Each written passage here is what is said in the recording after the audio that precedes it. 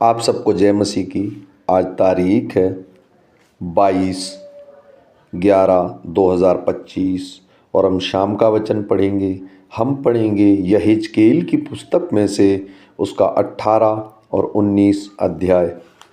फिर यहोवा का यह वचन मेरे पास पहुंचा, तुम लोग जो इज़राइल देश के विषय में यह कहावत कहते हो, खट्टे अंगूर तो खाए पुरखा लोगों ने, परंतु दांत खट्टे हमारे बच्चों के। उनका अर्थ यह है, प्रभु यहोवा यूँ कहता है कि मेरे जीवन की शपथ, तुमको इज़राइल में फिर यह कहावत कहने का अवसर न मिलेगा। देखो, सबों के प्राण तो मेरे हैं, जैसे पिता का प्राण वैसे ही पुत्र का भी प्राण है, दोनों मेरे ही हैं। इसलिए जो प्राणी पाप करे वह मर जाएगा। जो कोई धर्मी हो वह न्याय और धर्म के काम करे, और न तो पहाड़ों के पूजा स्थलों पर भोजन किया हो, न इज़राइल के घराने की मूर्तों की ओर आंखें उठाई हो, न पराई स्त्री को बिगाड़ा हो, और न ऋतुमती के पास गया हो, और ना किसी पर अंधेर किया हो, वरन ऋणी को उसके बंधक लौटा दी हो, ना किसी को लूटा हो, वरन भूखे को अपनी रोटी दी हो, और नंगे को कपड़ा ओढ़ाया हो, न ब्याज पर रुपया दिया हो, न रुपये की बढ़ती ली हो, और न अपना हाथ कुटिल काम में रोका हो, मनुष्य के बीच सच्चाई से न्याय किया हो, और मेरी विधियों पर चलता और मेरे नियमों को मानता हुआ सच्चाई से काम किया हो, ऐसा मनुष्य धर्मी है, वह निश्चित जीवित रहेगा। प्रभु यहोवा की यह वाणी है। परंतु यदि उसका पुत्र डाकू, हत्यारा या ऊपर किए हुए पापों में से किसी का करने वाला हो, और ऊपर कहे हुए उचित कामों का करने वाला ना हो, और पहाड़ों के पूजा स्थलों पर भोजन किया हो, पराई स्त्री को बिगाड़ा हो, दीन दरिद्र पर अंधेर किया हो, औरों को लूटा हो, बंधक ना लौटाई हो, मूर्तों की ओर आंख उठाई हो, घृणित काम किया हो, ब्याज पर रुपया दिया हो और बढ़ती ली हो, तो क्या वह जीवित रहेगा? वह जीवित न रहेगा। इसलिए कि उसने सब घिनौने काम किए हैं, वह निश्चय मरेगा, और उसका खून उसी के सिर पर पड़ेगा।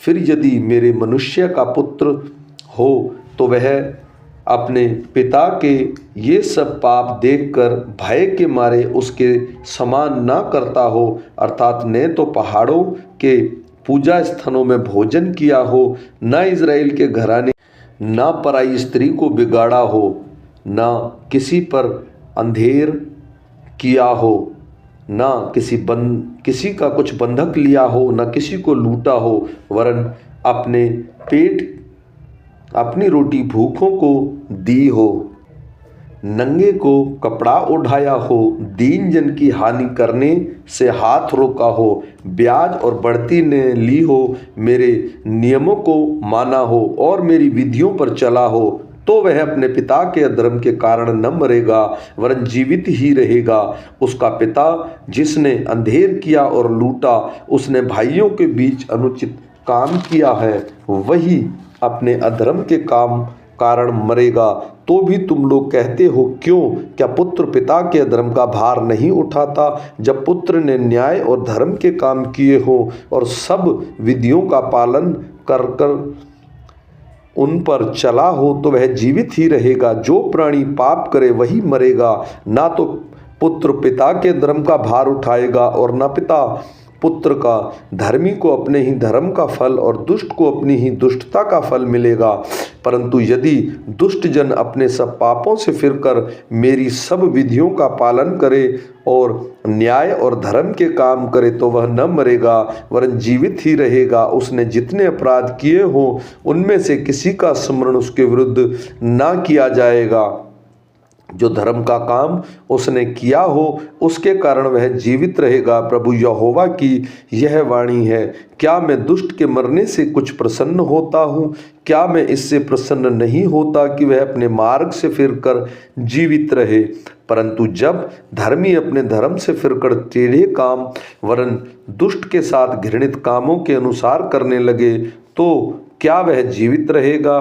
जिसने धर्म के काम उसने किए हो उनमें से किसी का स्मरण ना किया जाएगा। जो विश्वासघात और पाप उसने किया उसके कारण वह मर जाएगा। तो भी तुम लोग कहते हो प्रभु की गति एक सी नहीं। हे इज़राइल के घराने, देख क्या मेरी गति एक सी नहीं, क्या तुम्हारी ही गति अनुचित नहीं है? जब धर्मी अपने धर्म से फिरकर टेढ़े काम करने लगे तो वह उसके कारण मरेगा, अर्थात वह अपने टेढ़े काम ही के कारण मर जाएगा। फिर जब दुष्ट अपने दुष्ट कामों से फिरकर न्याय और धर्म के काम करने लगे तो वह अपना प्राण बचाएगा।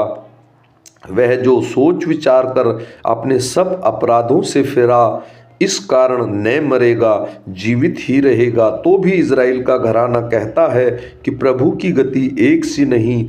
हे इज़राइल के घराने, क्या मेरी गति एक सी नहीं? क्या तुम्हारी ही गति अनुचित नहीं? प्रभु यहोवा की यह वाणी है, हे इज़राइल के घराने, मैं तुम में से हर एक मनुष्य का न्याय उसके चाल चलन के अनुसार ही करूँगा। पश्चाताप करो और अपने सब अपराधों को छोड़ो, तभी तुम्हारा अधर्म तुम्हारे ठोकर खाने का कारण न होगा। अपने सब अपराधों को जो तुमने किए हैं दूर करो, अपना मन और अपनी आत्मा बदल डालो। हे इज़राइल के घराने, तुम लोग मरो, क्योंकि प्रभु यहोवा की यह वाणी है, जो मेरे उसके मरने से मैं प्रसन्न नहीं होता, इसलिए पश्चाताप करो, तभी तुम जीवित रहोगे। इज़राइल के प्रधानों के विषय में तू विलाप गीत सुना। तेरी माता एक ऐसी सिंघनी थी, वह सिंहों के बीच में बैठा करती और अपने बच्चों को जवान सिंहों के बीच पालती पोसती थी। अपने बच्चों में से उसने एक को पाला और वह जवान सिंह हो गया और आहेर पकड़ना सीख गया।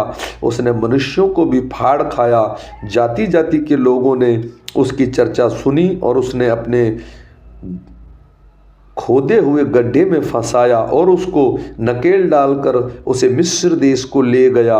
जब उसकी माँ ने देखा कि वह धीरज धरे रही तो भी उसकी आशा टूट गई। तब उसने एक और बच्चे को लेकर उसे जवान सिंह कर दिया। तब वह जवान सिंह होकर सिंहों के बीच चलने फिरने लगा और वह भी आहेर पकड़ना सीख गया और मनुष्यों को भी फाड़ खाया। उसने उनके भवनों को बिगाड़ा और उनके नगरों को उजाड़ा, वरन उसके गरजने के डर के मारे देश और कुछ उसमें था सब उजड़ गया। तब चारों ओर के जाति जाति के लोग अपने अपने प्रांत में से उसके विरुद्ध निकल आए और उसके लिए जाल लगाया और वह उनके खोदे हुए गड्ढे में फंस गया। तब वे उसको नकेल डालकर और कटघरे में बंद करके बेबीलोन के राजा के पास ले गया और गढ़ में बंद किया कि उसका बोल इज़राइल की पहाड़ी देश में फिर सुनाई न दे। तेरी माता जिससे तू उत्पन्न हुआ वह तट पर लगी हुई दाखलता के समान थी और गहरे जल के कारण फलों और शाखाओं से भरी हुई थी। प्रभुता करने वाले के राजदंड के लिए उसे मोटी मोटी टहनियाँ थी और उसकी ऊंचाई इतनी हुई कि वह बादलों के बीच तक पहुँची और अपनी बहुत सी डालियों समेत बहुत ही लंबी लंबी दिखाई पड़ी। तो भी वह जलजलाहट के साथ उखड़कर भूमि पर गिराई गई और उसके फल पुरवाई हवा के लगने से सूख गए और उसकी मोटी टहनियाँ टूटकर सूख गई और वे आग से भस्म हो गई। अब वह जंगल में वरन निर्जल देश में लगाई गई है। उसकी शाखाओं की टहनियों में से आग निकली जिससे उसके फल भस्म हो गए और प्रभुता करने के योग्य राजदंड के लिए उसमें अब कोई मोटी टहनी न रही। यही विलाप गीत है और विलाप गीत बना रहेगा। आमीन।